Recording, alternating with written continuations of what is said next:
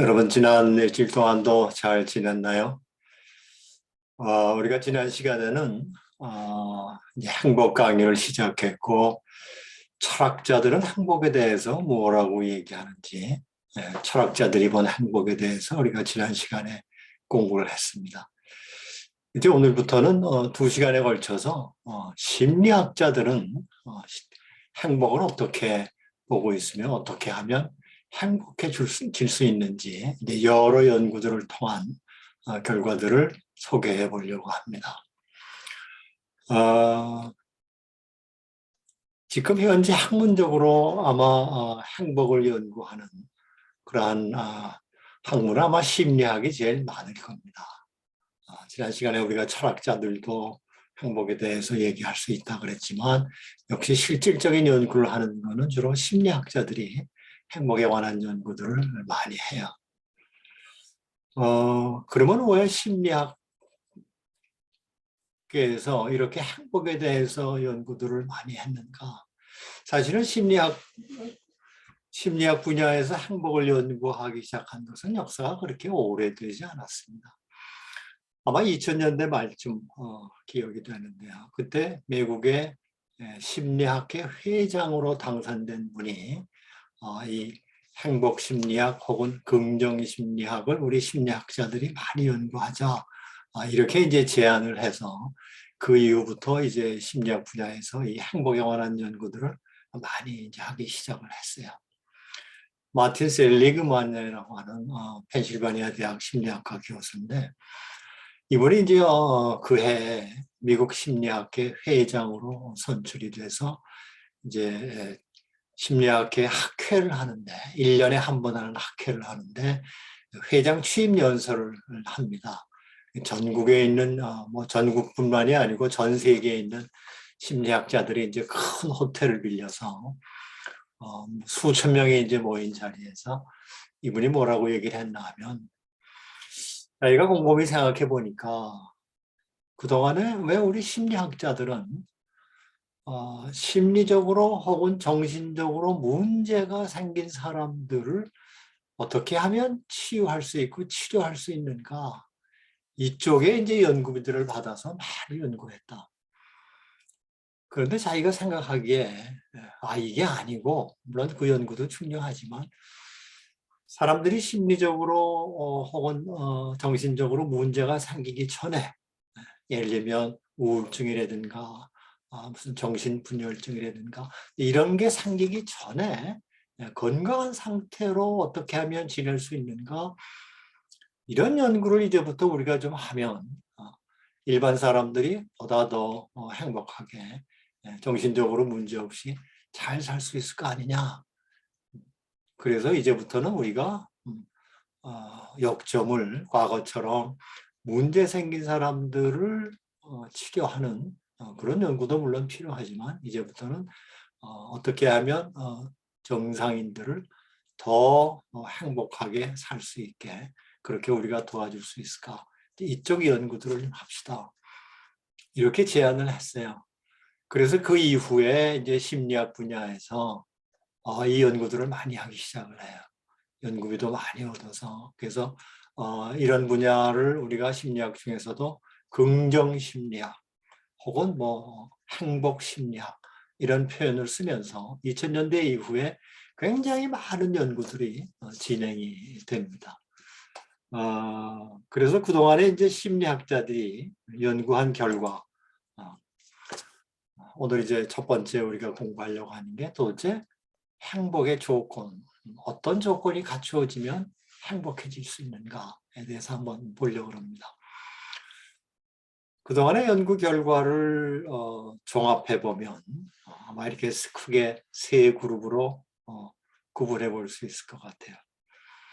첫째는 행복하고 무관한 아무 관계없는 조건. 나이, 연령 행복하고 관계없습니다. 성, 남자냐 여자냐 관계없습니다. 교육을 많이 받았냐 그렇지 않으냐 이것도 행복하고 관련이 없다. 사회적인 지위가 높으냐 낮으냐 이것도 행복하고 관련이 없다. 경제적으로 소득이 높으냐 많으냐 적으냐 또 소득 수준도 행복하고 관련이 없다. 그 다음에 자녀가 있느냐 없느냐 혹은 지능, IQ가 높으냐 이런 것도 관련이 없다. 그 다음에 신체적인 외모, 뭐 키가 크냐 작으냐 뭐 이런 것도 행복하고 관련이 없다라고 심리학자들이 밝혀냈어요. 지난 시간에 우리가 얘기했지만 일반 사람들 같으면 여기서 교육을 많이 받으면 성공할 가능성이 높으니까 행복하겠다. 사회적인 지위가 높으면 혹은 경제적으로 잘 살면 뭐 이런 일반인들은 뭐 이런 것들이 행복하고 관련이 깊은 것으로 이런 조건이 갖추어지면 쉽게 행복해질 수 있겠다 이렇게 생각하는데 여기에 대해서 실제로 학술적으로 연구를 많이 한 심리학자들은 이런 것들은 행복하고 관련이 없다 이렇게 얘기합니다. 두 번째 이제 중간 정도의 관계를 맺고 있는 조건들, 친구가 많으냐 적으냐 이건 행복하고 한 중간 정도 어느 정도는 관계가 있겠다. 그 다음에 결혼을 했느냐 안 했느냐 이것도 행복하고 약간의 관계가 있겠다. 종교 생활에 얼마나 충실하고 있느냐 이것도 행복하고 관련이 있겠다.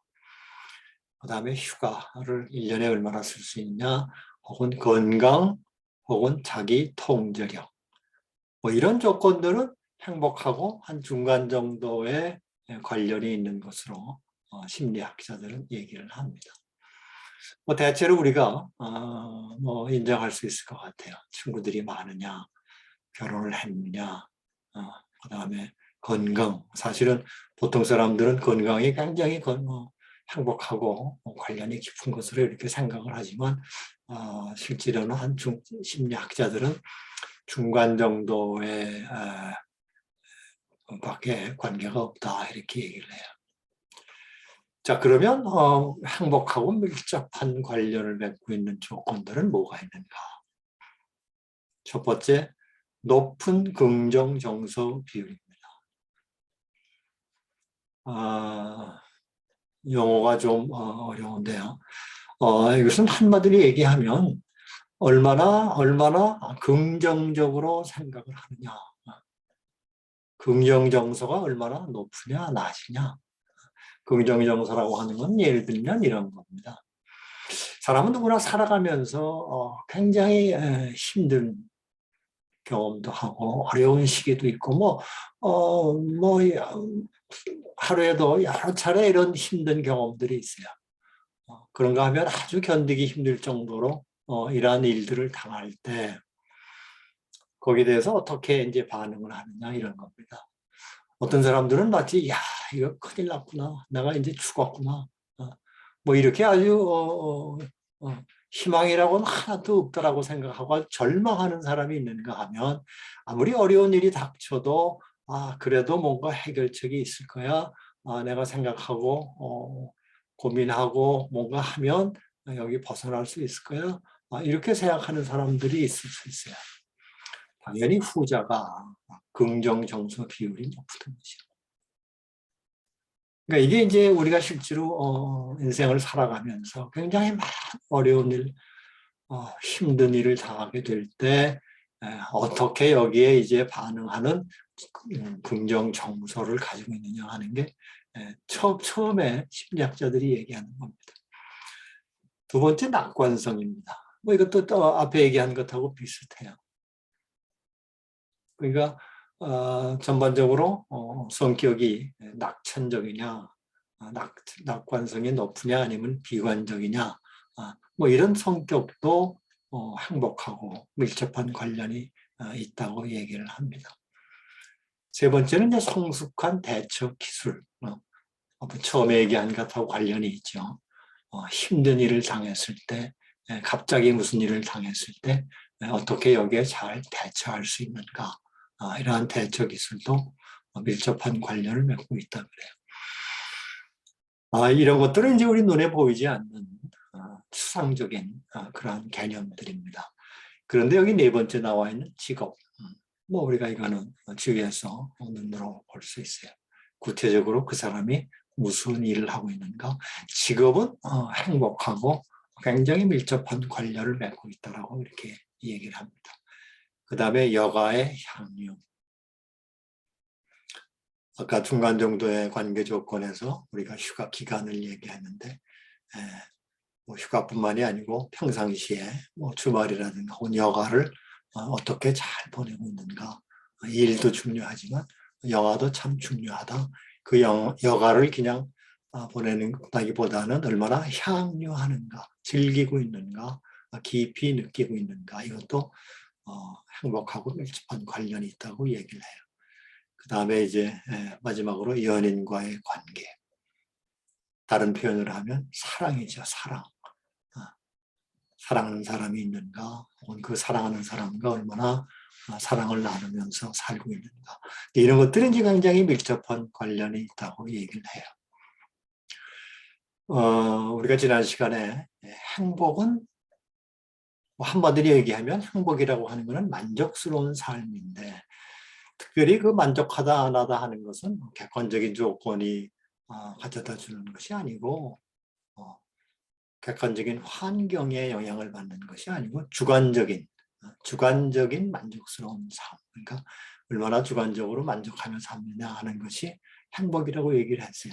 오늘 이 심리학자들이 그동안에 밝혀낸 여러 가지 조건들을 보면 사실은 이 행복이라고 하는 것도 아까 얘기한 뭐 잘 사냐 못 사냐, 지위가 높으냐 낮으냐, 뭐 이런 것하고 관련 없고 그 사람이 어떤 기질, 어떤 성격, 어떤 특질을 가졌느냐 하는 게 굉장히 밀접한 관련을 맺고 있다. 이렇게 보는 겁니다.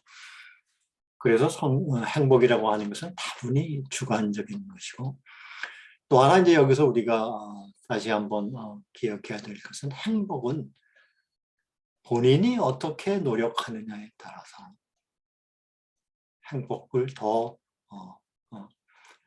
행복한 삶을 만들 수 있겠다. 그러니까 행복은 그냥 나는 뭐 내가 할 수 있는 건 아무것도 없고 그냥 주어지는 것이 행복이다 이런 게 아니고 본인의 노력 여하에 따라서 심지어는 본인의 성격도 바꿀 수 있고 이제 뒤에 나옵니다만 낙관성의 정도도 바꿀 수 있고 본인이 노력하면 얼마든지 행복은 얻을 수 있는 것이다.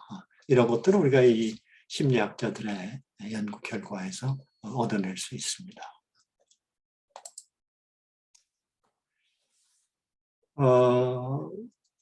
이 그래프는 이제 언제도 행복한가? 보통 사람들은 돈이 많으면 행복해질 거라고 생각을 해요. 그래서 이 표는 미국에서 1950년부터 2000년까지 1인당 GNP가 얼마나 높아졌을까 하는 걸 이제 표시해 줍니다. 여기 까만 선으로 표시된 거 계속 소득은 높아집니다. 2000년까지 1950년에 만 불이 안 됐는데 1인당 소득이 그런데 2000년에는 거의 한 2만 8천 불 이렇게 됐어요. 이렇게 소득은 높아졌어요. 그런데 밑에 파란 선으로 삶의 만족도라고 있는데 이게 이제 행복이죠. 얼마나 만족한가, 만족스러운 삶인가. 거의 변함이 없어요. 1950년대나 뭐 60년, 뭐 2000년대까지 별로 삶의 만족도는 비슷해요. 이 그래프는 뭘 얘기해 주냐 하면 보통 사람들이 생각하는 것하고는 다르다.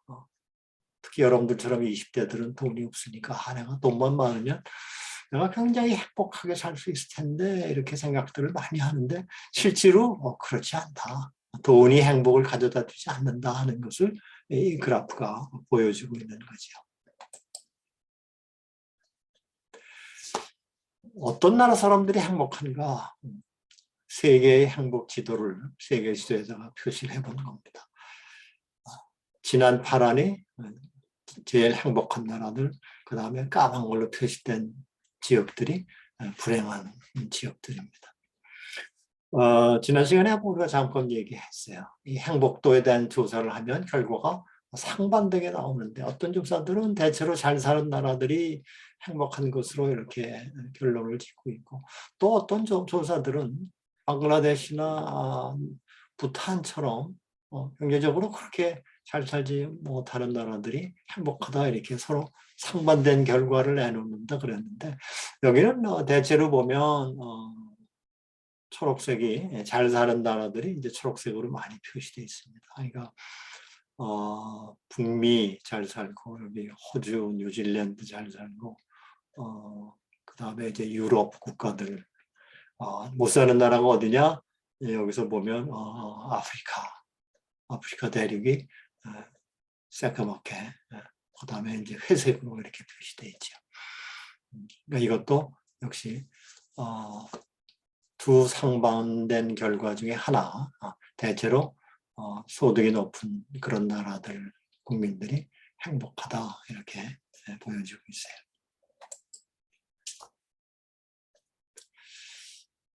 전체적으로 보면 소득이 높을수록 행복도가 높습니다. 그런데 특이한 현상은 남미는 소득 수준에 비해 행복도가 높은 데 반해서 한국, 일본, 대만은 소득에 비해서 행복도가 낮게 이렇게 나타납니다. 이거는 아마 뭐랄까 국민성이라 그럴까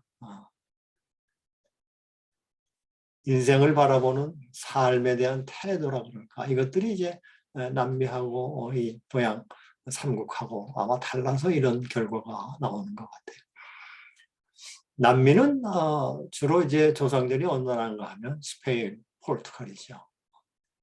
남미에 한 50 몇 개 국가가 있는데 그중에 거의 대부분의 나라들은 스페인어를 사용하고 있고요. 브라질만 이제 포르투기어를 쓰고 있는데 그러니까 대체로 이 스페인, 포르투갈, 이 이베리아 반도라 그러죠. 그 조상들이 그 이제 후손들이 남미에 이제 살고 있는데 여기 사는 이 이베리아 반도에 사는 사람들은 대개 성격들이 굉장히 낙천적입니다. 그래서 인생을 즐기면서 산다 그럴까.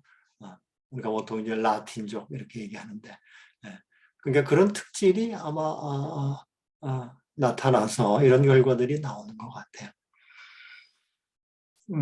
제가 굉장히 오래전에 1980년대 멕시코 시티에서 그 당시에 이제 전 세계 유엔이 주최한 인구 학술 대회가 있었어요. 학술 대회라기보다는 인구 총회 뭐 10년마다 열리는 그러한 이제 컨퍼런스가 있었는데 거기에 이제 한국 대표 일원으로 참가해서 한 2주 정도를 멕시코 시티에서 보낸 적이 있어요. 멕시코도 이제 라틴 민족의 후예들이죠. 그래서 그때 가 있으면서 이 라틴 민족들이 굉장히 인생을 즐기면서 사는 사람들이구나 하는 걸 그때 느꼈어요. 직접 보기도 하고 느꼈어요. 거기 이제 우리 대사관에서 이제 근무하는 분이 이제 우리랑 자주 이제 만나서 식사도 하고 그러는데 그 중에 한 분이 이런 얘기를 해요. 근데 대사관이면 이제 한국서 파견 나간 외교관들이 있고 현지인들을 채용해서 이제 뭐 간단한 무슨 타이프 할 일이라든가 뭐 이런 일들은 이제 현지인들을 주로 써서 같이 일을 하는데 이 사람들 데리고 일하기가 참 힘듭니다. 우리하고 아주 성향이 완전히 달라서 너무 힘듭니다. 왜 그렇습니까? 우리는 바쁘면 야근하면서 밤을 새기도 하고 뭐 주말이지만 뭐 근무 안 해도 되지만 나와서 일하기도 하고 뭐 이러는데 이 사람들은 근무 시간을 철저히 지키다는 거예요. 특히 이제 그 당시는 80년대는 지금처럼 뭐 인터넷이 있는 것도 아니고 이메일로 주고받는 시절도 아니고 이제 만약에 본국에 뭐 급히 연락할 일 있으면 이제 타이프를 쳐서 그래서 텔렉스를 보내거나 뭐 이런 시절이에요. 그래서 갑자기 이제 본국에 보고할 일이 급한 게 생겨서 이제 타이핑을 해야 되는데 이 여자 타이피스트가 5시 퇴근 시간 한 5분 전부터 자기 핸드백을 딱 정리해서 책상에다가 딱 놓고 시계를 쳐다보고 5시만 되기를 기다린대. 그 5시 땡 치면 그냥 간대요. 그래서 우리 이제 여기 외모부 직원들이 이거 오늘 이거 타이프 다 끝내야 된다. 우리가 오늘 밤에 이거 보내야 된다. 그래도 아니 내라면 되지 않냐. 그리고 가버린대요 그냥. 그러니까 아주 이 대사관에 있는 직원이 참 이런 일 때문에 일하기가 힘듭니다. 근데 그 이제 그렇게 오늘 이거 꼭 해야 된다 그러면 그 현지 사람들이 뭐라 그러냐면 야 너네들 참 이상하다. 오늘 못하면 내일 하면 되는 거지. 왜 꼭 오늘 해야 되냐? 얘들은 참 인생을 왜 그렇게 사냐? 도대체 뭐 일하려고 태어난 사람들이냐? 왜 일만 하냐? 이렇게 오히려 한국 사람들에 대해서 불평을 늘어놓는 됩니다. 이게 이제 라틴족들의 특징. 아주 즐겨요. 또 하나 경험은 이제 거기 있는 동안에 누가 어느 식당이 하나 있는데 거기 가볼 만합니다. 한번 가서 식사를 해보세요. 고원에서 그런가요? 그리고 이제 회의가 다 끝나고 저녁 때 뭐 한 6시 반쯤 됐을까? 하여튼 이제 오늘은 그럼 걸로 가서 저녁을 먹읍시다. 그렇게 한번 갔어요. 근데 첫날 못 들어갔어요. 왜 못 들어갔나 하면 식당을 8시부터 열어요. 8시.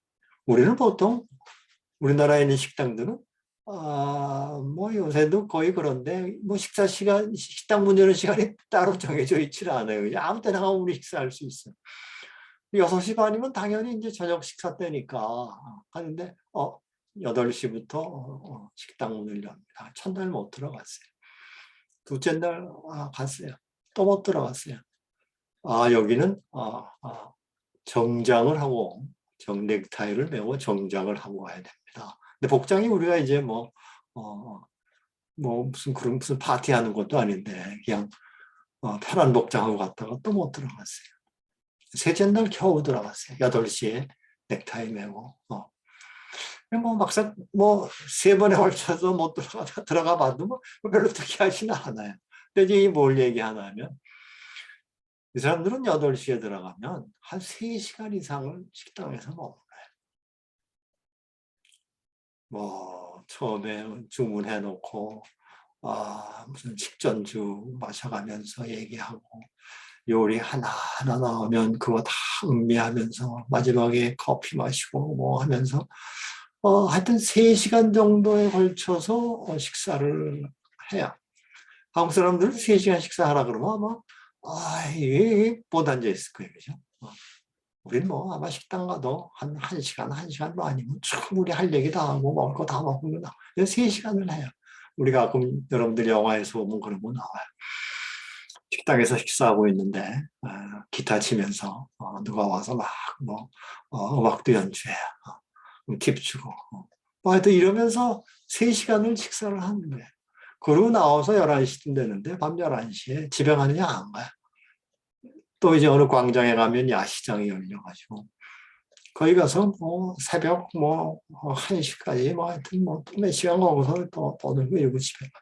그러니까 이게 뭔가 하면 이게 이제 각 나라마다 국민성이라 그럴까 사람들의 이제 성격들이 다른데 이 사람들은 철저히 인생을 즐기는 그런 스타일이에요. 여기 한국, 일본, 대만 사람들이 왜 소득에 비해서 행복도가 낮을까? 이 사람들은 참 열심히 하는 사람들이에요. 그렇죠. 한국 사람들 당연히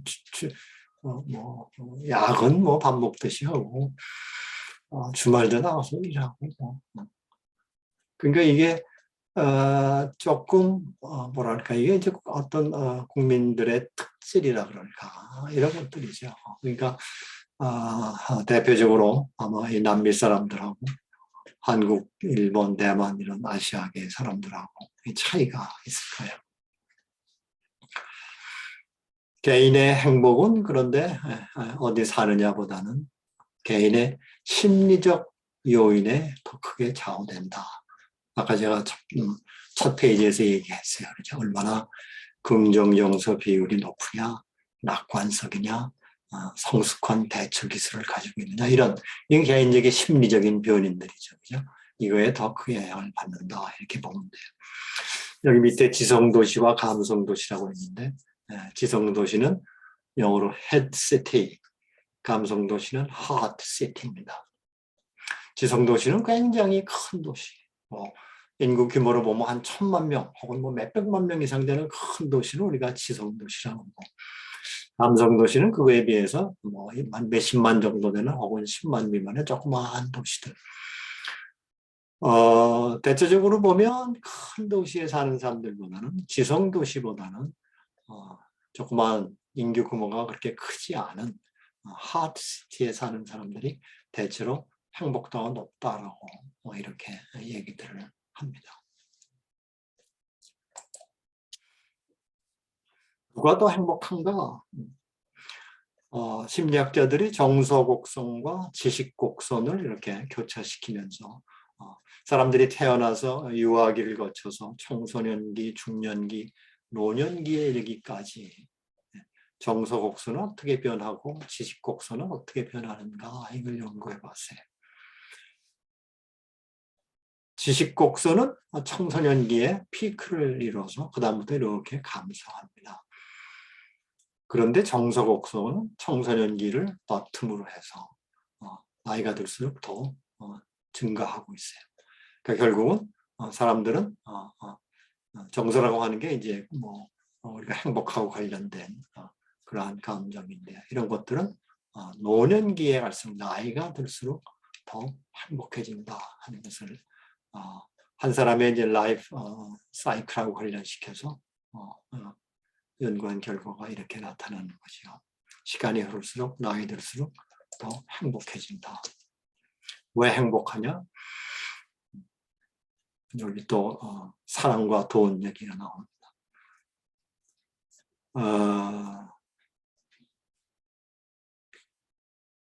삶의 만족도에서 뭐가 중요하냐? 이런 걸 물어보면 사랑이 중요하다라고 하는 것은 점점 높아집니다. 그렇죠? 그런데 돈은 삶의 만족도에 그렇게 영향이 많지 않다, 이렇게 해서 결국은 돈 때문에 행복한 건 아니고 사랑 때문에 행복한 것이다, 이렇게 얘기를 합니다. 몇 달 전에 전 세계 여러 몇십 개 나라를 대상으로 해서 뭐 우리가 오늘 얘기한 것처럼 행복하려고 그러면 뭐가 제일 중요하냐, 이런 조사한 결과가 발표된 적이 있어요. 제가 신문에서 봤는데 아주 특이한 것을 발견했어요. 대부분의 나라에서는 행복하려고 그러면 뭐가 중요하냐? 되게 가족이 중요하다, 건강 중요하다, 그 다음에 일이 중요하다, 뭐 이런 조건들을 얘기하는데 한국 사람들은 첫 번째 조건으로 돈이라고 얘기를 해요. 그래서 아주 다른 나라하고 굉장히 확연히 다른 결과가 나왔다라고 신문에 소개가 됐어요.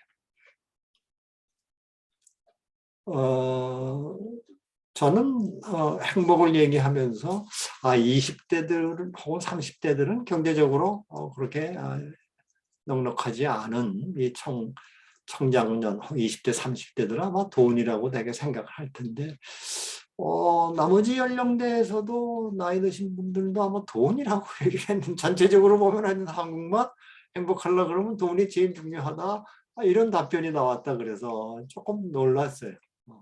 그러니까 왜냐하면 인생을 이제 오래 여기 있는 것처럼 인생을 오래 살다 보면 돈보다는 오히려 다른 조건들, 여긴 지금 사랑만 이제 돈하고 비교했지만 건강이라든가 혹은 일이라든가 가족, 이런 것들이 참 중요하다, 이렇게 이제 보통들은 생각을 하는데 그 결과에서는 아주 한국이 특이한 경향을 보였어요. 그래서 한번 제가 생각해 봤어요. 왜 그럴까? 아마도 우리가 지금 소득이 한 3만 5천 불 그 사이에 있는데 아마도 우리나라 사람들은 물질이 주는 어떤 편리함을 행복으로 잘못 생각하고 있지 않을까. 돈이 많으면 물질이 많으면 당연히 생활이 편리하고 쾌적하고 뭐 이렇게 할 수 있죠. 그죠? 근데 그것이 곧 행복이라고 이렇게 잘못 생각해서 이런 결과가 나왔나. 혹시 우리가 이제 앞으로 소득이 더 높아지면 4만 불, 5만 불쯤 되면 그 생각이 아마 변하지 않을까 이런 생각을 했어요. 아무튼 심리학자들이 여러 연구들을 종합해 보면 사람은 돈 때문에 행복한 게 아니고 사랑 때문에 행복하다라고 이렇게 얘기들을 하고 있습니다.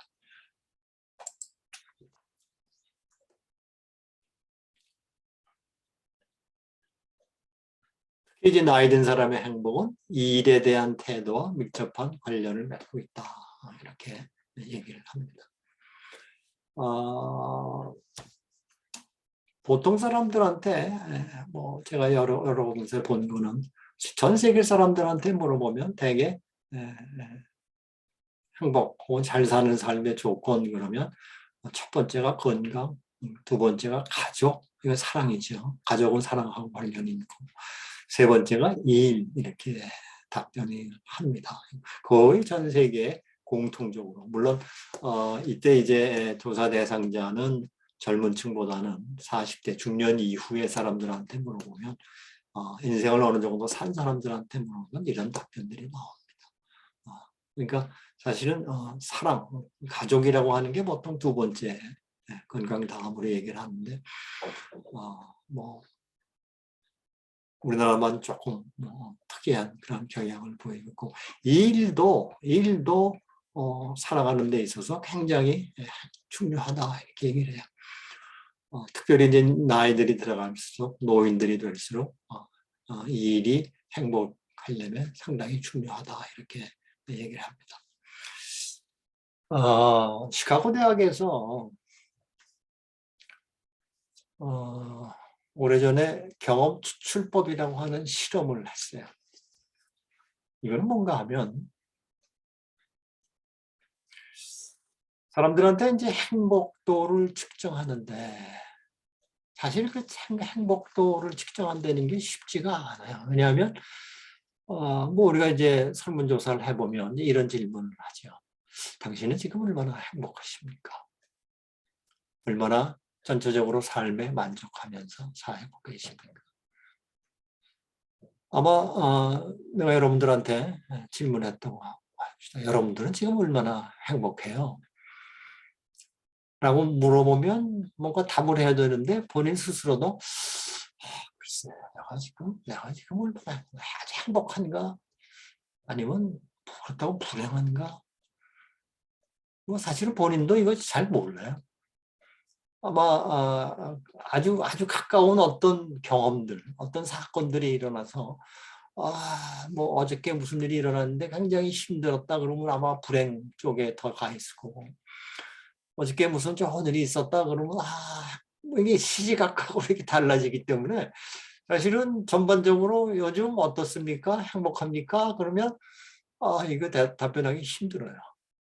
그래서 대충 사람들이 어떻게 답변하나 하면 에이 그냥 보통 뭐 특별히 행복하지도 않고 그렇다고 뭐 불행하지도 않고 그냥 그저 그렇습니다. 뭐 이렇게 이제 그래서 이 학자들이 주관적으로 이렇게 행복을 물어보고 연구하는 것에 대해서 늘 부족하게 생각해. 이건 어떻게 좀 정확하게 측정할 수 있는 방법이 없을까?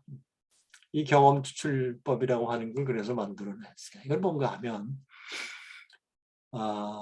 1년 동안 2,300여 명의 조사 대상자들을 모아서 이 사람들한테 뭘 나눠줬나 하면 삐삐라고 하는 걸 나눠줬어요. 여러분들 삐삐 아시나요 혹시? 아마 여러분들은 삐삐 세대가 아니기 때문에 아마 얘기는 들었을지 모르겠어요. 삐삐는 뭔가 하면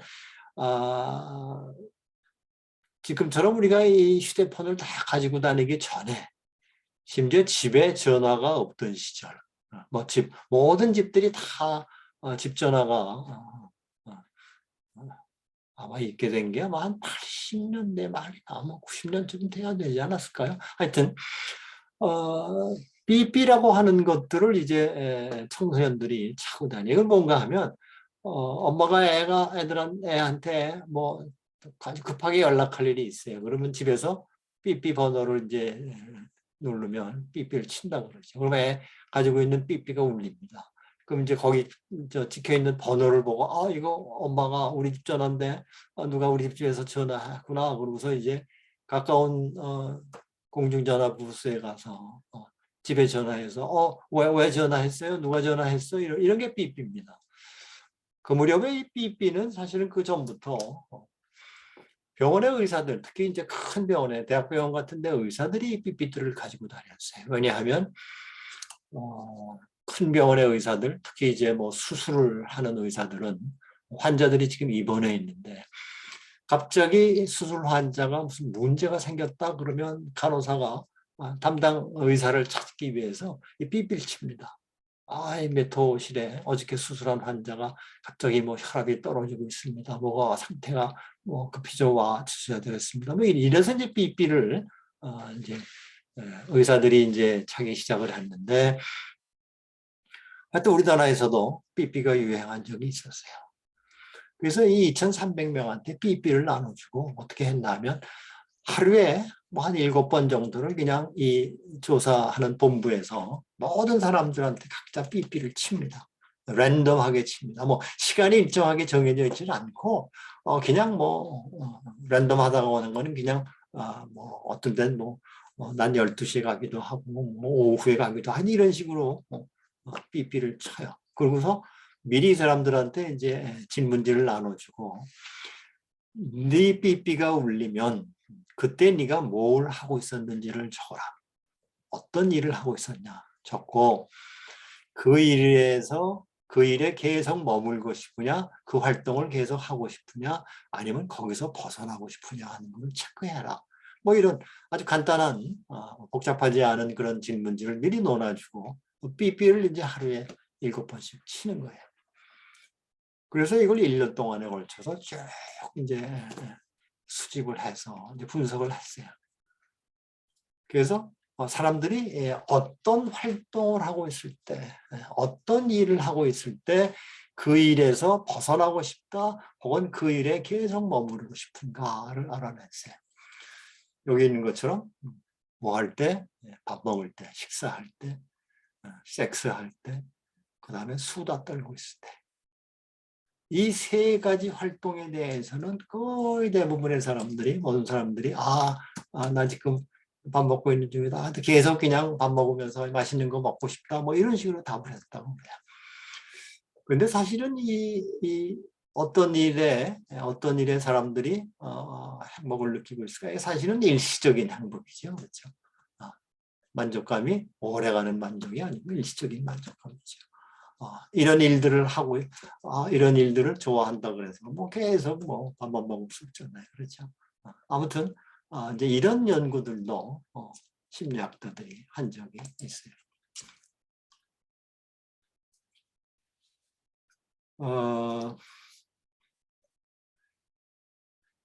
또 하나 이제 행복감을 주는 최적의 경험으로 몰입. 뭔가 이렇게 몰입할 때 사람들은 행복을 느낀다. 최적의 경험을 한다. 이런 결과도 있습니다. 주로 취미 활동이나 운동을 하면서 몰입을 하는 경우죠. 몰입이라고 하는 건 여러분들 아마 경험이 있을 거예요. 자기가 좋아하는 무슨 일을 할 때 완전히 거기에 푹 빠져서 전혀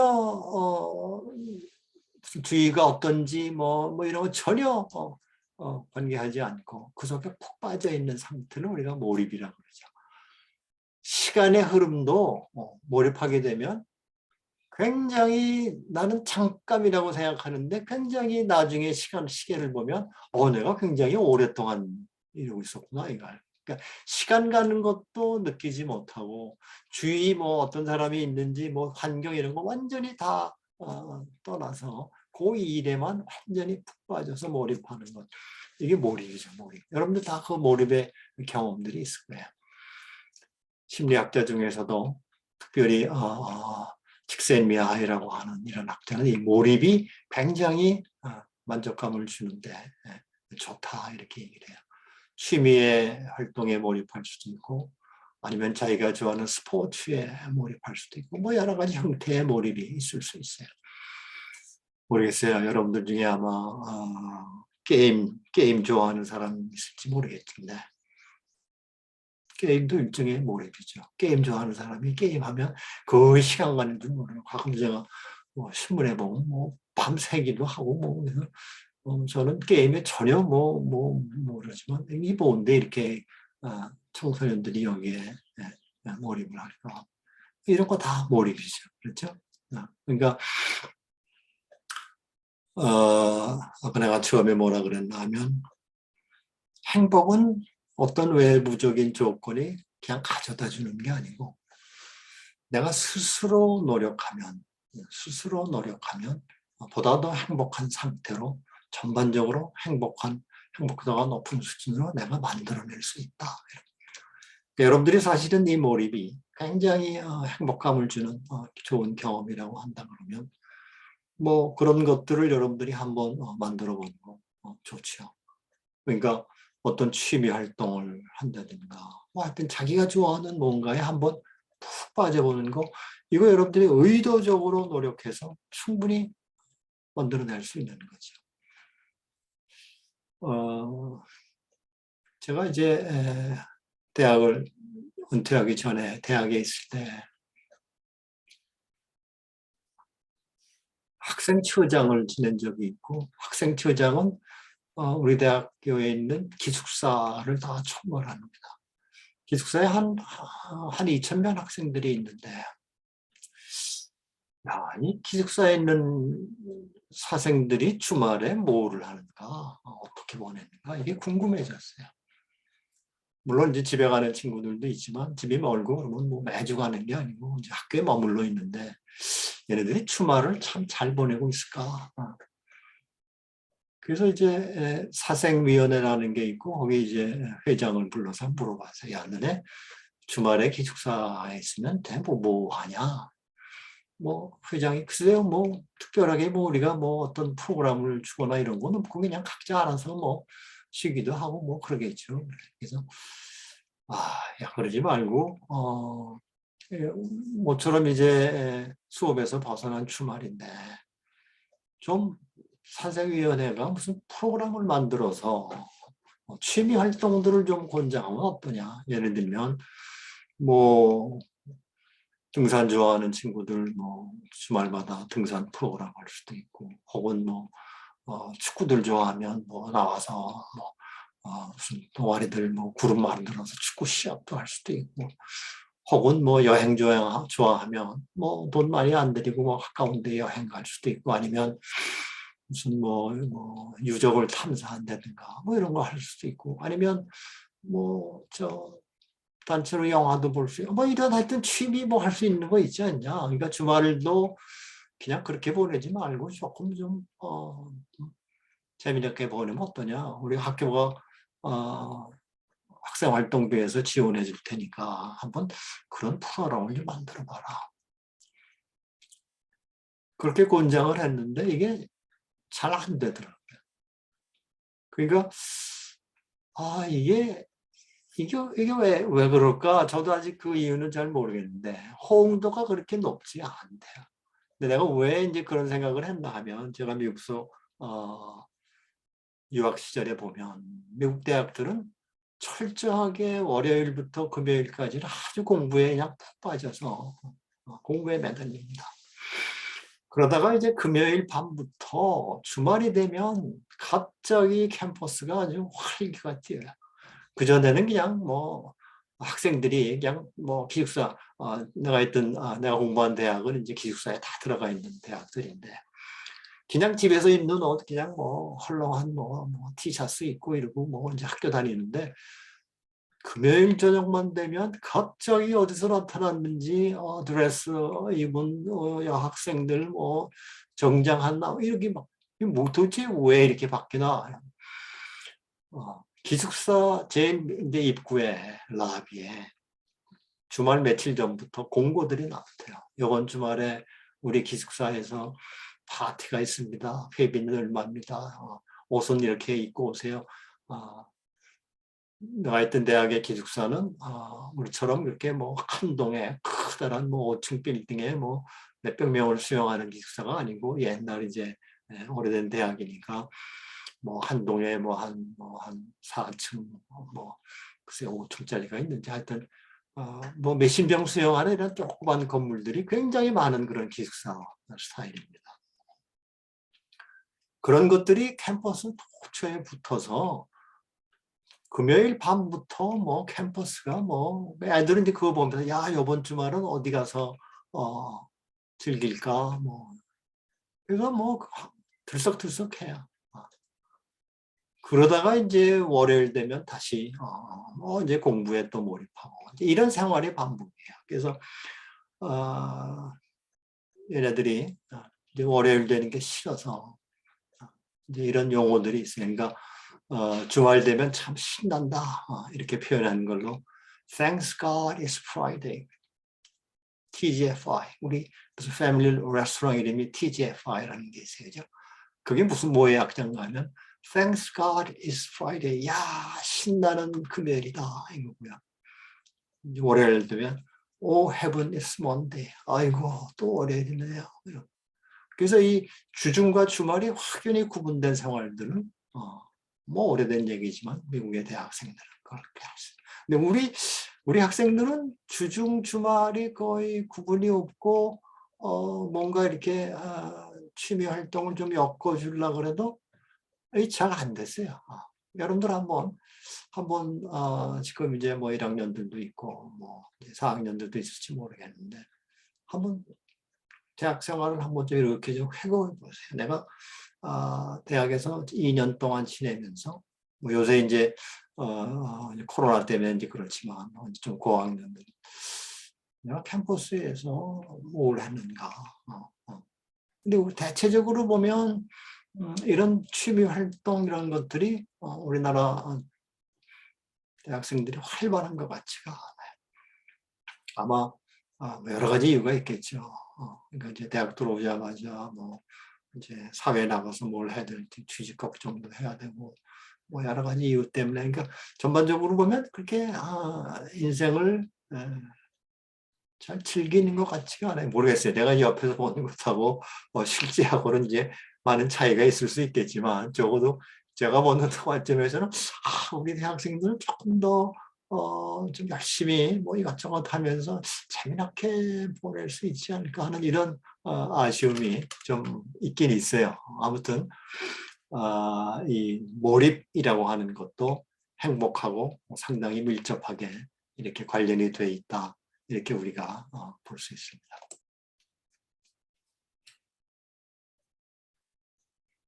시카고 대학에서 한 경험 추출법 실험에서 그런데 이 일에 대해서는 두 가지 모순적인 태도가 있다라고 학자들이 발표했어요. 어떤 사람들은 일하는 순간에 굉장히 큰 만족감을 느끼고 그래서 그 일을 계속 하고 싶다라고 설문조사에 응했는가 하면 또 어떤 사람들은 일을 피하고 싶어 하는 것으로 싫은 것으로 이렇게 인식하는 사람들도 있었어요.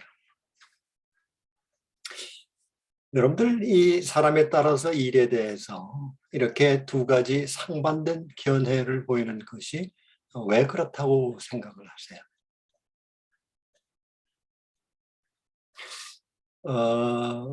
전에는 이 일 그러면 거의 대부분의 사람들이 싫어했습니다.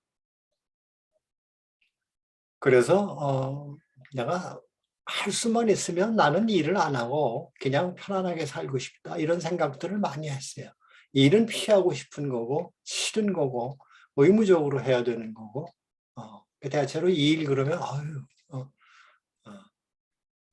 아까 조금 전에 제가 미국 대학생들 얘기했지만 걔네들은 공부하는 걸 work이라고 합니다. work. 스터디 우리는 이제 스타디를 말을 안 쓰고 work이라고 그래요. work. 그래서 월요일 하면 되면 또 일을 해야 되기 때문에 이거 heaven is Monday. 또 월요일이 됐구나. 뭐 대부분의 직장인들이 아마 주말에 쉬다가 월요일 날 나가려면 아유 이것도 월요일이 시작되는구나. 대체로 보면 일에 대해서 사람들은 긍정적인 생각들을 가지고 있어요. 그런데 요즘은 이제 일에 대해서 많이들 생각이 달라졌습니다. 일의 의미가 달라졌어요. 옛날에는 일은 그냥 살기 위해서, 생계를 꾸려나가기 위해서 그냥 누구나 다 의무적으로 해야 되는 것, 싫지만 참고 해야 되는 것, 이런 생각들을 했는데 현대사회에 오면서 일의 의미가 많이 달라졌습니다. 일은 뭔가 하면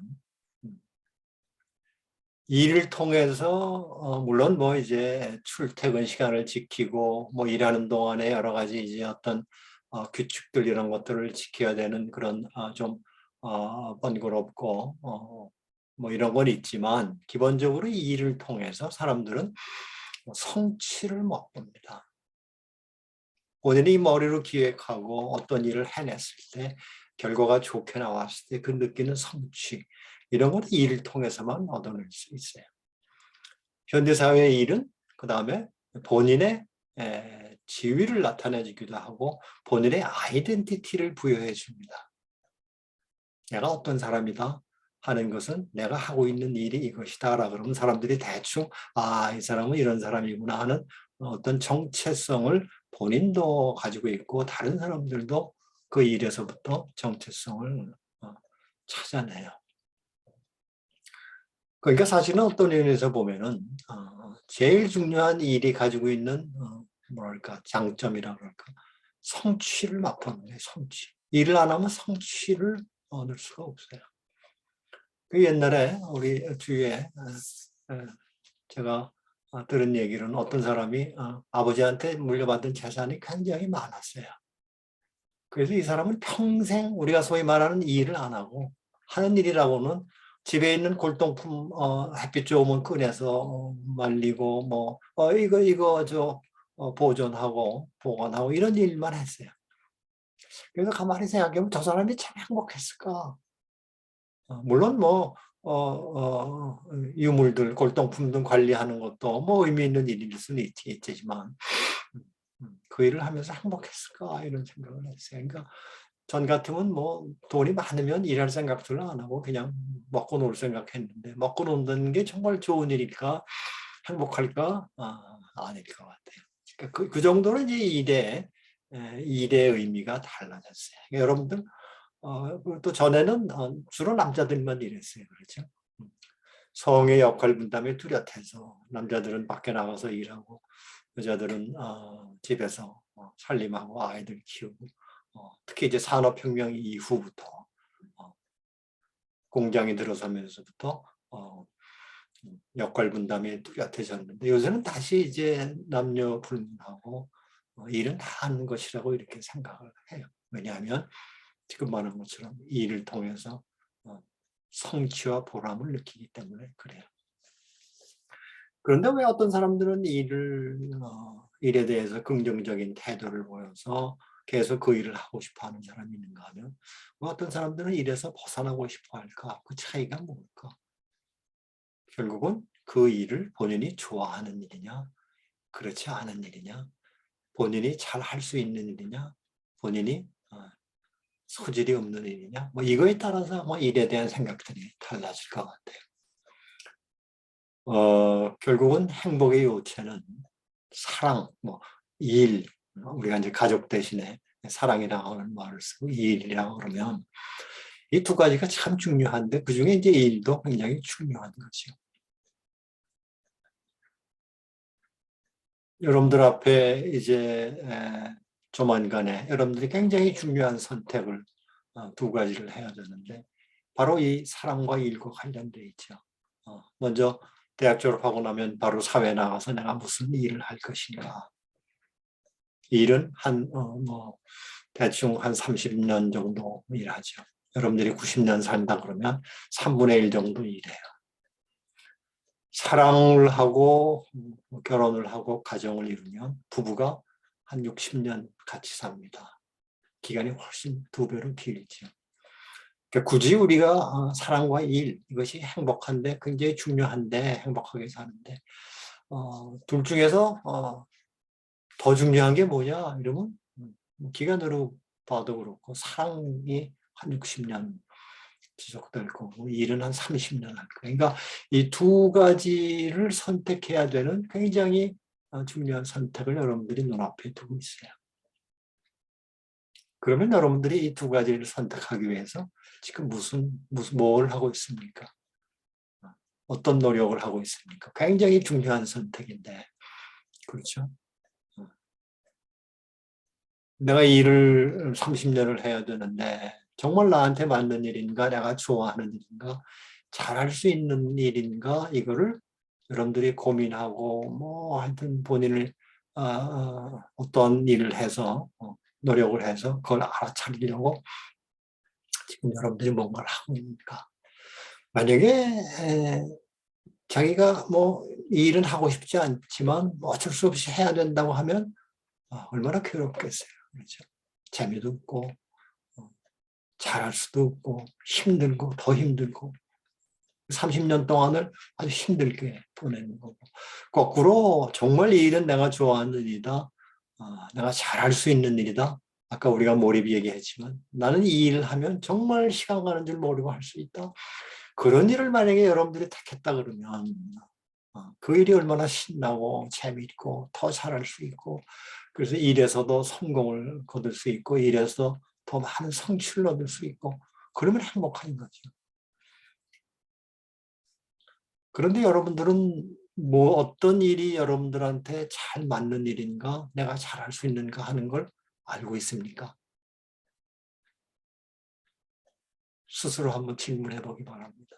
나는 무슨 일을 하면 잘할 수 있을까? 어떤 일을 내가 좋아하는가? 제 경험에 의하면 거의 대부분의 학생들은 자기가 무슨 일을 하면 좋을지 잘 모르고 있어요. 우리 부모님들은 한술 더 떠서 우리 아이는 뭐든지 시키면 잘해. 이런 생각 가지고 있어요. 그래서 야, 너 의사해라. 너 저 사법시험 혹은 뭐 로스쿨 가서 뭐 판검사 변호사 해라. 이런 부모님들의 자기 자녀에 대해서 그렇게 하기를 희망하고 있어요. 근데 과연 그럴까요? 누구나 다 뭔가 시키면 다 잘할 수 있을까요? 어, 아니죠. 조울주는 굉장히 공평해서 모든 사람들한테 남들보다 잘할 수 있는 능력, 뭐 우리가 재능이라고 해도 좋은데 잘할 수 있는 재능을 다 뭐 그것이 뭐 두세 가지인지 한 뭐 서너 가지인지 뭐 하여튼 몇 가지씩은 다 줬어요. 골고루 나눠줬어요. 저는 그게 우주의 법칙이라고 봐요. 공평해요. 우리 주위에 어떤 사람들은 쟤는 뭘 해도 다 잘하는데 도대체 못하는 게 뭘까? 혹은 뭐 심지어 뭐 얼굴도 잘생기고 키도 크고 뭐 하여튼 뭐 우리가 부러워하는 모든 조건들을 다 갖추고 있다. 아주 드물게 그런 사람들이 있을 수 있지만 이 세상에 처음부터 끝까지 모든 것 다 잘할 수 있는 사람은 존재하지 않아요. 거꾸로 그러나 모든 사람들은 잘할 수 있는 거 반드시 몇 가지씩은 타고났어요. 그러면 사실은 여러분들은 나는 뭘 하면 잘할 수 있을까? 내가 가지고 있는 재능은 뭔가에 대해서 그 재능을 찾아내려고 굉장히 노력을 해야 돼요. 그래서 그거를 알아낸 사람들은 나는 평생 뭐 30년 뭐 요새는 이제 90까지 살면 아마 30년 더 이상으로 일할 수 있죠. 평생 할 수 있는 일이 이거구나. 내가 이 일을 하면 재밌고 힘들지 않고 신나서 성공하면서 할 수 있겠구나. 이런 걸 지금부터 사실, 지금도 사실은 조금 늦었지만 중고등학교 시절부터 이거 알고 있었어야 되는데 대부분의 학생들은 본인도 모르고 부모님들도 모르고 몰라요. 내가 무슨 재능을 타고났는지 잘 몰라요. 그 재능을 발견하는데 우리가 그렇게 노력을 안 했고 시간을 많이 쏟지 않았어요.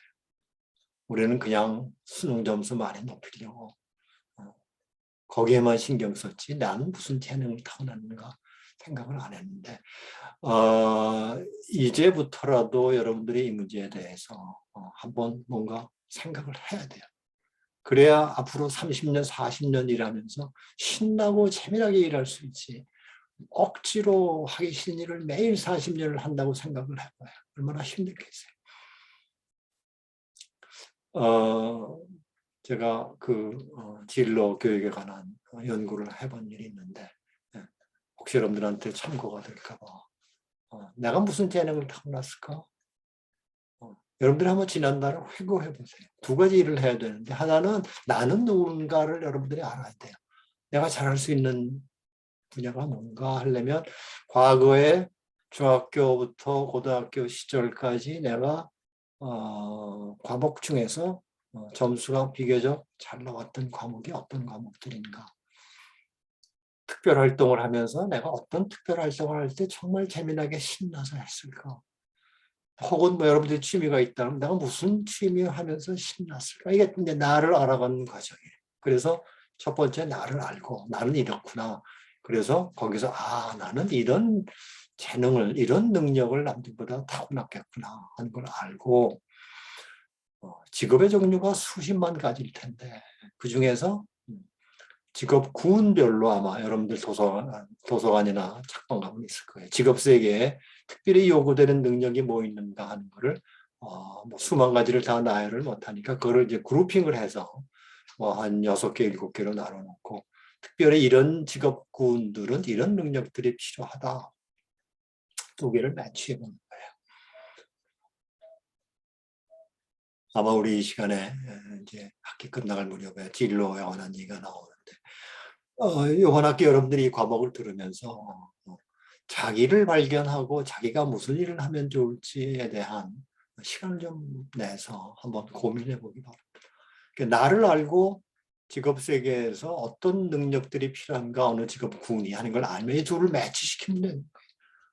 그래서 기왕이면 여러분들이 그냥 남들이 생각하는 것처럼 좋은 직업, 뭐 의사, 뭐 이런 돈 많이 버는 직업이 아니고 좋은 직업은 내가 잘할 수 있는 직업이 좋은 직업이에요.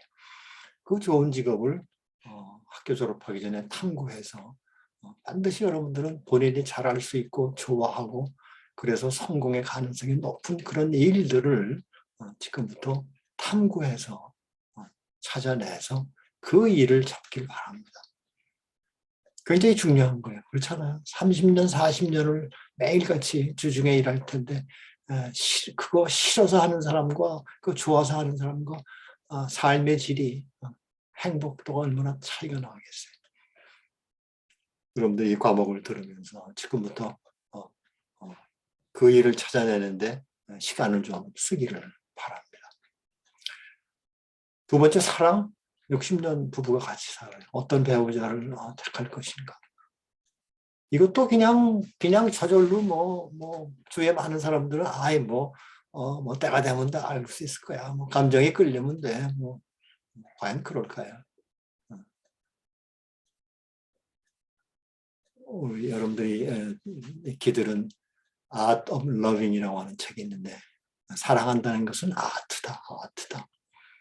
그냥 저절로 되는 게 아니다. 본인이 굉장히 노력을 해야 되는 거다. 우리가 이제 가족 얘기하면서 사랑 얘기 나오겠지만 그거 그냥 저절로 되는 거 아니에요. 배우자를 잘못 선택해서 60년을 불행한 거 행복하고 거리가 멀죠. 그럼 내가 어떻게 배우자를 잘 선택할 수 있을까? 책 보면 여러 가지 책이 있을 수는 있지만 이거는 일반화시켜서 얘기할 수가 없어요. 왜냐하면 모든 사람들은 다 다르기 때문에 유니크하기 때문에 그걸 일반화시켜서 이것이다라고 얘기할 수가 없어요. 더더군다나 완전히 유니크한 두 사람이 만나서 사랑을 하는 거기 때문에 그 모든 커플들의 사랑은 정말 유니크합니다. 그걸 물론 어떤 공통분모는 뽑아낼 수 있겠지만 이렇게 해라 이렇게 하면 좋다 도움은 되겠지만 실제로 부닥쳐버리는 것밖에 없어요. 그래서 남자 여자가 서로 어떻게 다른지를 알아가면서 특별히 내가 지금 만나고 있는 이 이성이 어떤 사람인가를 알아가면서 거기에 맞춰가는 거죠. 그러니까 여러분들이 대학 졸업하기 전에 이것도 한번 좋아하는 사람하고 이런 유니크한 관계를 좀 맺어서 경험을 좀 해보면 좋을 것 같아요. 아무튼 뭐 심리학자들의 결론은 행복해진다면 두 가지다. 사랑과 일이다.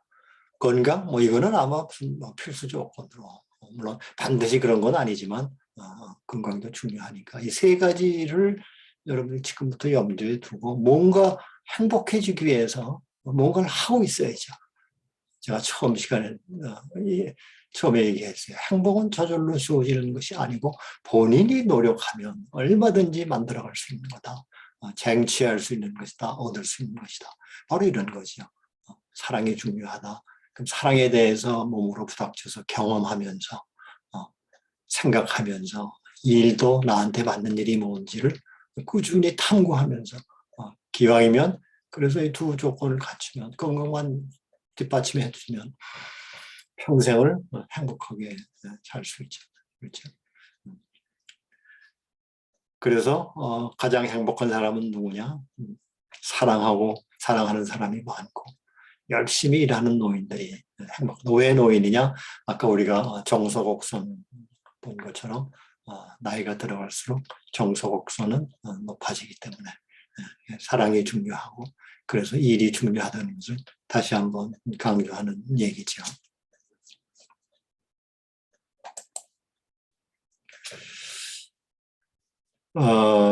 자, 무슨 일을 하면 행복할까? 여러분 엔돌핀이라고 하는 얘기 많이 들어봤을 거예요. 오래전에 가정의학 아마 그분이 가정의학 의사분인지 하여튼 행복 전도사 그래서 어떻게 하면 잘 살 수 있을까 이런 것들을 의학적인 관점에서 뭐 강의도 하고 뭐 매스컴에도 나오고 이런 분들이 계셨어요. 근데 그때 이제 엔돌핀이라고 하는 얘기를 많이 해서 아마 보통 사람들도 엔돌핀이 뭐다 하는 거는 알고 있어요. 엔돌핀은 뭔가 하면 진통 및 쾌감을 주는 호르몬. 이게 이제 이 엔돌핀이라고는 이 용어가 어떻게 나왔냐? 인다저너스 몰핀. 그러니까 몰핀 그러면 아주 강력한 진통제죠. 인다저너스라고 하는 것은 우리 몸에서 스스로 만들어지는 생성되는 내생적 몰핀을 엔돌핀이라고 그런다. 그래서 이 엔돌핀은 아편하고 화학적인 구조식이 유사해서 우리가 뭔가 중독이 되면 이런 엔돌핀이 나와서 쾌감을 느끼게 된다 이렇게 얘기해요. 그런데 사실은 우리가 지난 시간에 봤지만 쾌감하고 기쁨은 질적으로 다른 개념이죠, 그렇죠? 기쁨은 정신적인 거고 관계에서부터 나오는 거고 오래 지속되는 거인데 반해서 쾌감은 감각적이고 오래 지속되지를 못하죠.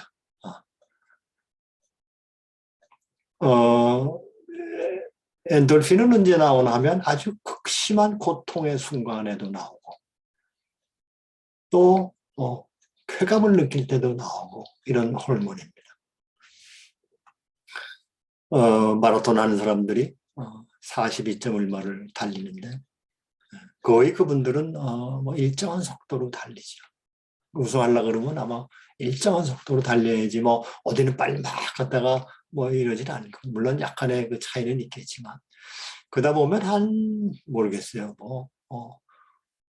한 3분의 2 정도 지났을까, 4분의 3좀 지났을까.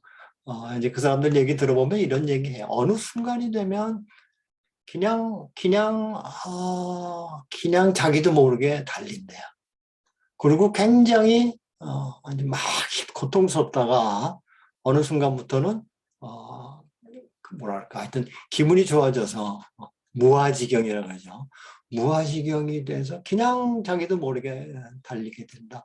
그런 순간이 있는데 그것을 마라톤 하는 사람들이 러너스 하이 그러는데 그 러너스 하이 때문에 그때 그 순간에 그 무아지경을 잊지 못해서 계속 마라톤 하는 사람들이 있대요.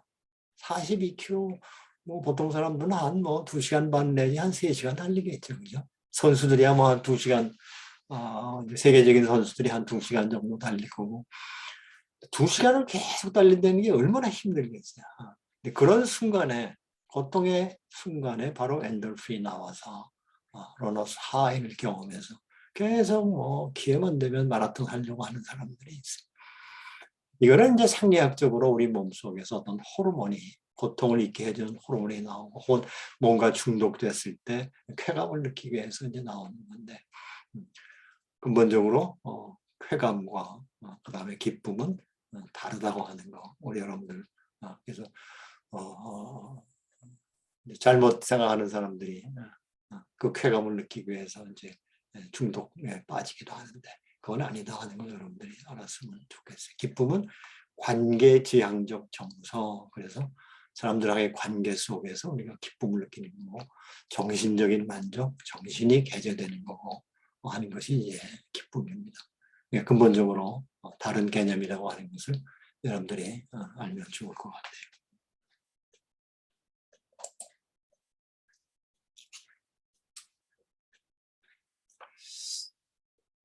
행복감을 선사하는 긍정 정서는 결국은 엔돌핀 효과를 동반한다. 그래서 긍정적 중독이 필요하다. 이게 이제 몰입하고 이제 아까 관련되어 있는 거죠. 그렇죠. 자기가 좋아하는 일을 하거나 뭔가 취미 활동을 할 때 자기도 모르게 거기에 푹 빠지는 그런 상태를 우리가 몰입이라고 그러고, 뭐 중독 그러면 우리가 부정적으로 사용하지만 긍정적인 중독은 그래서 뭐 마약이나 이런 중독하고는 다르게 긍정적인 중독이 필요하다. 이런. 그래서 아까 말한 것처럼 여러분들이 한번 나는 뭐를 하면 이렇게 긍정적인 중독에 빠질 만큼 몰입할 수 있을까? 어떤 활동을 하면 좋을까 하는 것을 좀 스스로 생각해 보면 좋을 것 같아요.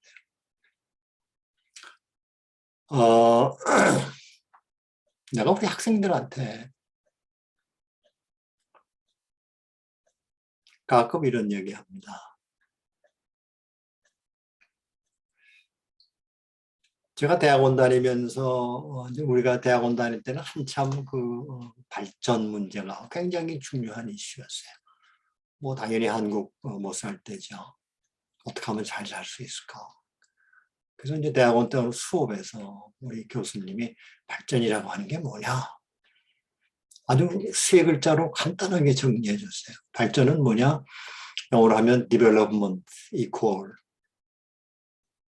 growth and change다 그랬어요. 발전이라고 하는 거는 성장하는 건데 변화하는 것이다 이렇게 했어요. 뭐 순서를 바꿔도 좋아요.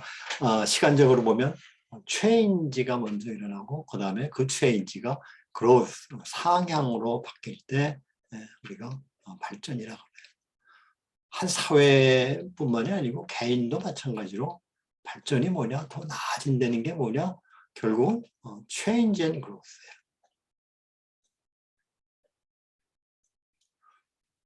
여러분들의 삶을 한번 생각해 보세요.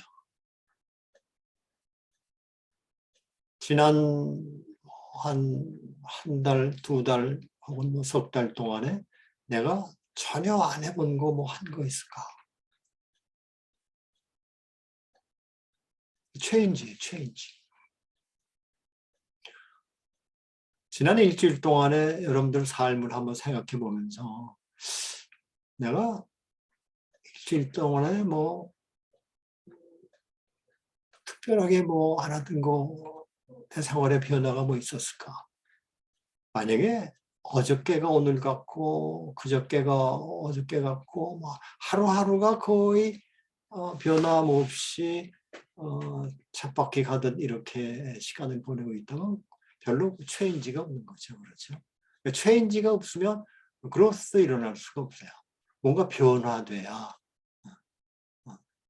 변화되면 이제 결과는 두 가지죠. 하나는 성장하거나 growth를 경험하거나, 아니면 뭔가 뜻대로 잘 안 돼서 decline하거나 감소하고. 뭐 하여튼 두 가지인데, 그래서 변화를 먼저 만들고 뭔가 체인지 만들고 그다음에 성장하는 쪽으로 되면 계속해서 발전하는 거예요. 개인도 마찬가지예요. 근데 이제 우리 학생들 삶을 뭐 아까 내가 얘기한 것처럼 옆에서 이렇게 보니까 속속들이 알 수는 없죠. 그런데 전체적으로 보면 이 친구들이 뭐 굉장히 시간이 쫓기는 것 같이 살고 있고 공부 열심히 하고 뭐 학교 생활 충실히 하는 것 같은데 별로 그렇게 살면서 변화. 아까 내가 주말 얘기했지만 주말에 뭐 하고 늘 지낼까?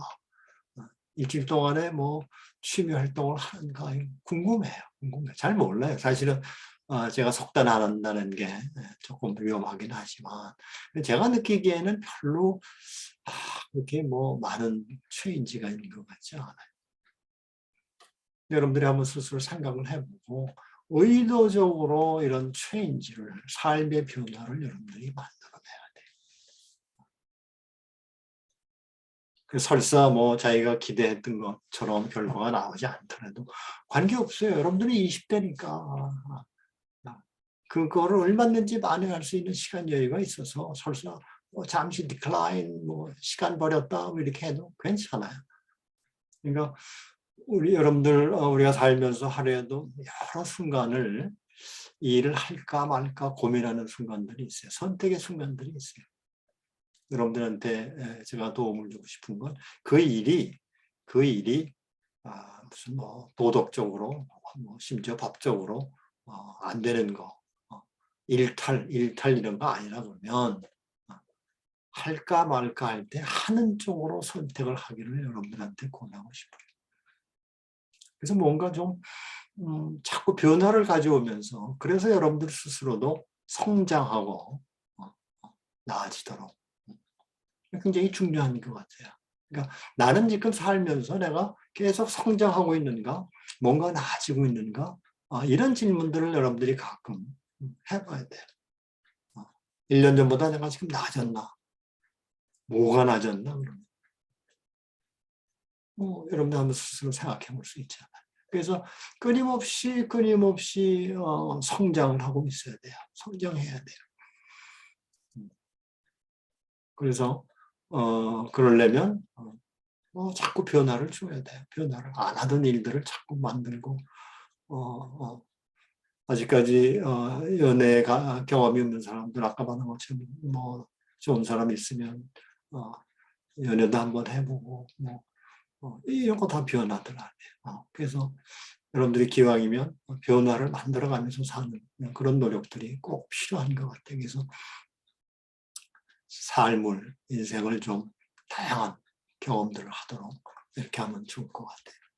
그래서 긍정적인 중독, 내가 뭘 하면 중독에 빠질 만큼 그렇게 몰입할 수 있을까? 이것도 한번 여러분들이 한번 찾아보면 좋을 것 같아요. 구체적으로 이제 심리학자들은 그러면 어떻게 하면 행복하게 살 수 있을까?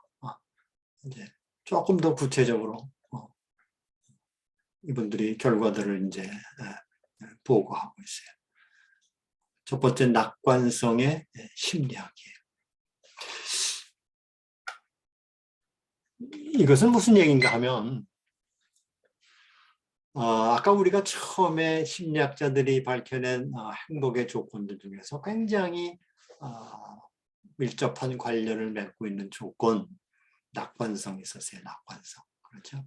뭐 어떤 의미에서 보면은 긍정 정서하고 비슷할 수 있어요. 그래서 어떻게 하면 그러면 이 낙관성을 키울 수 있을까? 구체적으로 이제 방법을 얘기해 주는 거예요. 여러분들 주위에서 보면 친구들 이렇게 가까운 친구들 보면 여러분들이 판단할 수 있어요. 얘는 굉장히 낙관적으로 사는구나.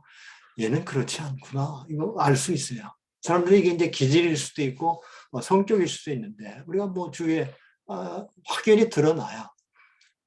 그러니까 뭐 오래 사귀다 보면 얘는 굉장히 모든 것을 굉장히 부정적으로 보는구나. 뭐 예를 들면 여러분들이 무슨 새로운 일을 도모할 때, 계획을 할 때 어떤 친구들 보면 야, 그렇게 해서 이렇게 되면 이거 어떻게 뭔가 잘못되는 것만 먼저 생각하고 자꾸 야, 너 우리가 뭐 이런데 만약에 이렇게 되면 어떻게 할 거야? 이렇게 되면 어떡할 거야? 뭐 이렇게 얘기하는 친구들이 있어요. 그거는 낙관성이 떨어지는 거죠. 그죠? 자꾸 안 되는 우리가 계획한 일이 제대로 안 됐을 걸 먼저 생각하고 혹은 뭐 사람들 대화 중에 최악의 경우에는 뭐 이런 그러니까 뭔가를 이제 새로 이제 시작하고 도모하고 계획할 때 최악의 경우에는라고 하는 뜻은 성공하지 못했을 때 이거죠. 그러니까 어떤 사람들은 먼저 최악을 먼저 생각하는 사람들이 있어요. 안 됐을 때 이게 최악이 내가 감내할 수 있는 최악인가 아닌가 뭐 그래서 그걸 먼저 생각하고 할까 말까를 결정하는 사람들이 있어요. 낙관적이 아니죠. 그러니까 이 낙관성이라고 하는 거는 여러분들이 그런데 심리학자들이 얘기하기를 훈련을 통해서 여러분들이 이 낙관성을 키울 수 있다고 하는 거예요. 여러분들이 혹시 그런 경험이 있는지 모르겠어요. 길을 가다가 이제 도랑이 나와서 도랑을 건너뛰어야 되는데 이거 내가 뛸 수 있을까 건너갈 수 있을까 이거 빠지면 어떡하나 이게 이제 부정적인 생각을 먼저 하는 거죠. 빠지면 어떡하나 그러고서 부정적인 생각을 하고 뭐 자기 딴에는 뭐 굉장히 뭐 멀리 뛴다고 이렇게 뛰면 상당히 많은 경우에 실제로 빠져요. 이 정도는 내가 충분히 넘을 수 있어. 이렇게 생각하고 건너뛰면 대부분의 성공해요. 이게 이제 낙관성의 차이예요. 이게 이제 마인드하고 사람들이 이제 보통 우리가 마인드 컨트롤 얘기하는데 마인드 컨트롤이 뭐예요? 결국은 자기 속에 어떤 생각을 자기가 만들어내는 거예요. 컨트롤하는 거예요. 특히 이제 마인드 컨트롤 하면 여러분들이 아마 여러 운동 경기 중에서 아마 양궁을 생각할 거예요. 양궁이라고 하는 거는 이 화살을 쏴서 뭐 50m인지 30m인지 관역을 맞추는 건데 이게 직선으로 날아가지 않잖아요. 우리 가끔 양궁대에 보면 이게 이렇게 곡선으로 가서 맞춰요. 바람도 불고. 근데 참 그렇게 쏴서 10점을 맞춘다는 게 이게 보통 힘든 게 아니에요. 근데 양궁 선수는 항상 마인드 컨트롤을 많이 한다 그래요. 어떤 생각을 하면서 활 시위를 놓느냐, 활을 당기느냐, 쏘느냐에 따라서 결과가 판이하게 달라진다고 하는 것을 이 친구들은 경험적으로 알고 있어요. 그래서 일체 부정적인 생각이 들지 않도록 하고 10점을 맞추는 상상을 하면서 그리고 쏘면 10점에 맞추는데 이거 바람이 부네. 이거 혹시 뭐 6점이나 7점 이게 떨어지면 어떻게 되지? 뭐 이런 부정적인 생각을 하면서 쏘면 그렇게 될 확률이 높다는 거예요. 이게 마인드 컨트롤이에요. 그러니까 어떤 생각을 하느냐에 따라서 결과가 판이하게 달라진다는 거예요. 여러분들 그런 경우 혹시 아마 있을 거예요. 이게 이제 낙관성이에요. 그러니까 마인드가 우리의 생각이 마인드가 낙관적이 되도록 부정적인 걸 지워버리고 낙관적인 생각을 하면서 무슨 행동을 하면 무슨 일을 하면 성공할 가능성이 많다고 합니다. 그러니까 이 낙관성을 키워야 된다고 하는 거예요. 낙관성은 심리학자들이 세 가지 차원이 있다고 얘기해요. 하나, 지속성, 확산성, 개인화. 지속성이라고 하는 건 뭔가 하면 어떤 일이 발생했을 때 사람들이 어떻게 이제 반응하는가 하는 거예요. 여기 이제 예를 들어 놨는데 뭐 우리가 살다 보면 굉장히 중요한 과제물이 있었는데 아침에 집에서 나올 때 그걸 가져와야 되는데 깜빡했어요. 뭐 여러분들 있죠. 그죠? 많이 있죠. 그럴 때 어떤 사람들은 내가 오늘 그거 깜빡했구나. 아유, 내가 그거 오늘 왜 생각을 못했지? 이렇게 생각하는 사람이 있고 어떤 사람은 나는 왜 맨날 이런 걸 생각을 못하지? 왜 맨날 그러지? 이렇게 생각하는 사람이 있어요. 지속성의 관점에서 어떤 사람이 낙관성이 높고 어떤 사람이 비관적이야. 오늘은 깜빡했네 하는 사람은 낙관적이죠. 나는 맨날 그래. 나는 맨날 그래. 아, 나는 왜 이런 거 맨날 잊어버리지? 지속성이에요. 그러니까 여러분들이 이거는 낙관성의 심리학 우리가 공부하는 거는 내가 어떤 성향의 사람인지를 여러분들이 한번 생각해보고 의도적으로 낙관성을 키우도록 이렇게 생각을 바꾸도록 노력하면 된다는 거죠.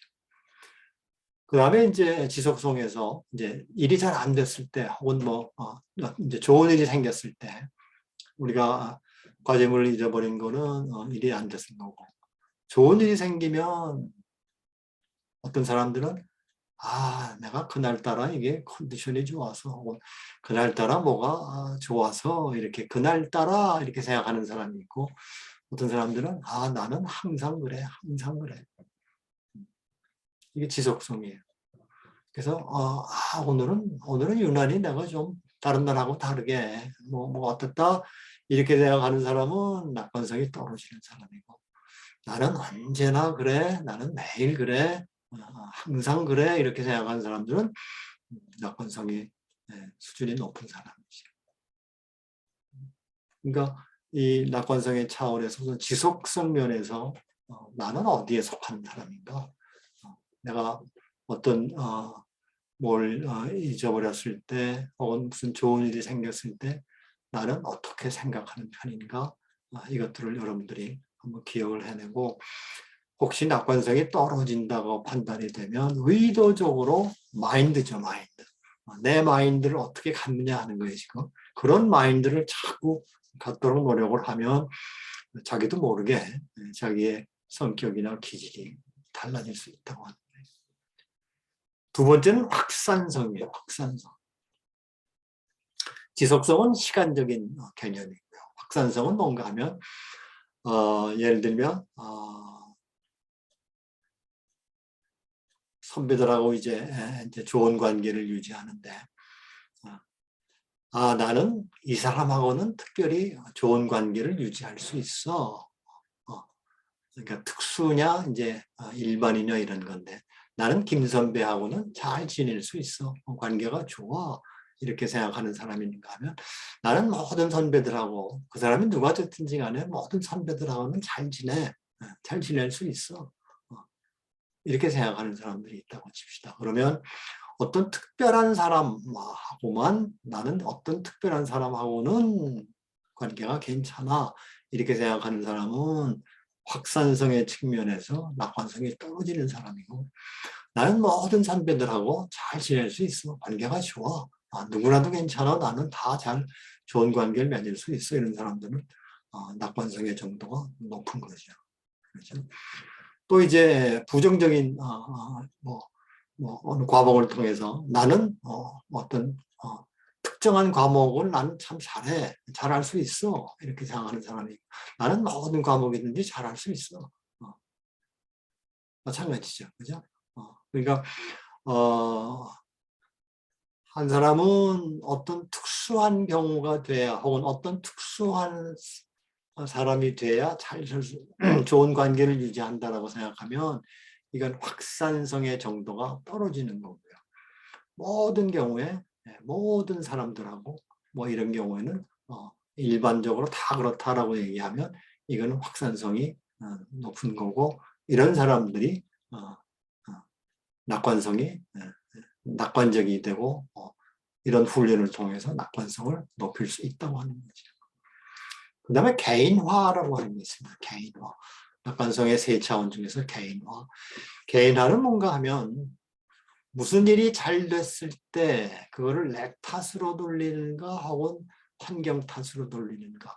거꾸로 무슨 일이 잘 안 됐을 때 그 안 된 원인을 나한테서 찾는가 아니면 환경 탓으로 돌리는가. 이게 이 차이입니다. 이게 개인화냐 아니면 내가 아니고 환경이냐. 두 개를 놓고 이제 보는 겁니다. 예를 들면 잘 안 됐을 때 어딜 찾아가는데 내비게이션을 켜고 운전하러 가는데 이게 실패했어요. 한 번에 가지 못하고 뭐 몇 번에 걸쳐서 뺑글뺑글 돌다가 이제 겨우 찾았어요. 낙관성이 높은 사람들은 이럴 때 어떻게 생각하다 하면, 오늘 이게 왜 내비가 왜 이렇지? 이게 내가 업투데이트를 안 해서 이게 새로 난 길 뭐 이런 걸 내비가 잘 몰라서 그런가 보다. 빨리 가서 내비게이션을 이거 업투데이트를 시켜야 되겠구나. 이렇게 생각하는 사람이 있는가 하면, 나는 맨날 그렇지. 나는 특히 그 길 찾는 거 이런 건 나는 참 젬병이야. 아무리 해도 잘 안 돼. 그냥 사람이 있어요. 내비게이션 탄으로 돌리는 사람들은 낙관성이 높은 거고, 나는 길치야. 난 뭐 찾는 거 이런 거 길 찾아가는 건 난 형편없어라고 생각하는 사람들은 낙관성의 정도가 낮은 사람들이죠.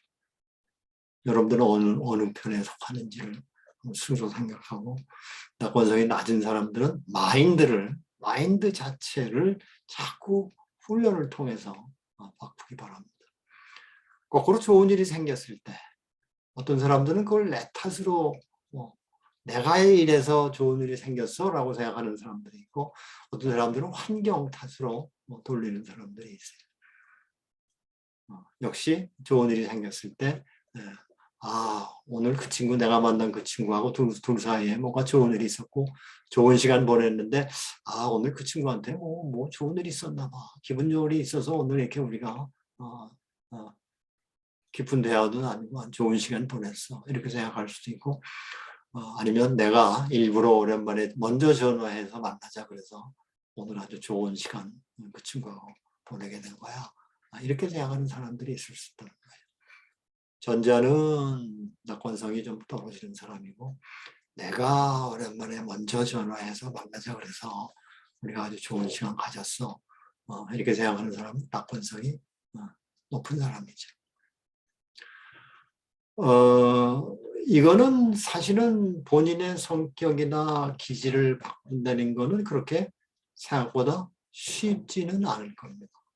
그러나 이거 요지부동이 아니고 본인이 평상시에 어떻게 마인드를 가져가느냐, 의도적으로 노력하기에 따라서 바뀔 수 있다고 하는 거예요.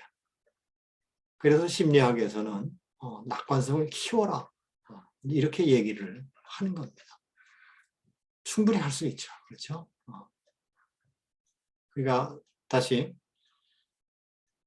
행복은 그냥 어떤 조건이 됐을 때 혹은 객관적인 환경이 나를 행복하게 만드는 게 아니고 내가 노력해서 얼마든지 행복하게 만들 수 있다 하는 걸 여러분들이 꼭 기억하시고, 그 중에 하나가 이제 낙관성, 행복하고 밀접한 관련이 맺고 있는 요소 중에 낙관성이라고 하는 게 있는데, 내가 어떤 마인드를 가지고 계속해서 의도적으로 그 마인드를 가지고 가느냐에 따라서 내가 행복을 만들어갈 수 있다. 여러분들이 잊지 말아야 됩니다. 기왕이면 여러분들은 지금 20대니까 뭐 20대 초반이라 그러면 앞으로 70년을 더 살아야 되는데 굉장히 많은 세월이 남아있는데 지금부터 이 스스로의 낙관성을 키워서 기왕이면 행복하게 사는 게 좋잖아요. 그러니까 한번 노력을 해보기 바랍니다. 내 성격이 왜 바뀌겠어? 기질은 바뀌는 거 아니야? 이렇게 포기하지 말고 심리학자들 말을 따라서 이런 낙관성의 세 차원을 지속성, 확산성, 개인화 이런 경험들을 매일매일 하면서 할 때마다 자기의 마인드를 한번 그렇게 가져가면 좋을 것 같아요. 자, 오늘 우리는 심리학자들이 본 행복의 조건, 어떻게 하면 행복하게 살 수 있을까에 대해서 얘기했고, 다음 시간에 계속해서 이어서 계속 다시 볼게요. 자, 오늘의 퀴즈 있습니다. 행복과 밀접한 관계를 맺고 있는 조건 중 3가지만 쓰세요. 첫 번째 화면에서 우리 봤죠? 행복과 밀접한 관계를 맺고 있는 조건, 긍정정서, 낙관성, 성숙한 대처 기술, 직업, 이런 거 있었어요. 그렇죠? 그 중에 3가지 쓰면 되고요. 낙관성의 3차원은 지금 방금 공부했어요. 그렇죠? 3가지 차원 여러분들이 쓰면 됩니다. 그래서 4월 8일 이번 주 금요일까지 캔버스에다가 이 퀴즈의 답을 올려주시면 여러분들 출석으로 인정을 합니다. 자, 오늘은 행복의 2째 시간으로 심리학자들이 심리학자들이 얘기한 행복에 대해서 얘기했고, 다음 주에 이제 마지막 시간으로 역시 오늘 못다한 얘기들, 심리학자들이 연구해서 밝혀낸 어떻게 하면 행복할 수 있을까에 대해서 다음 시간에 계속해서 이어서 강의하도록 하겠습니다. 앞으로 한 주간도 여러분들 코로나 피해서 건강한 생활하다가 다음 주에 만나길 바랍니다. 여러분들 수고했습니다.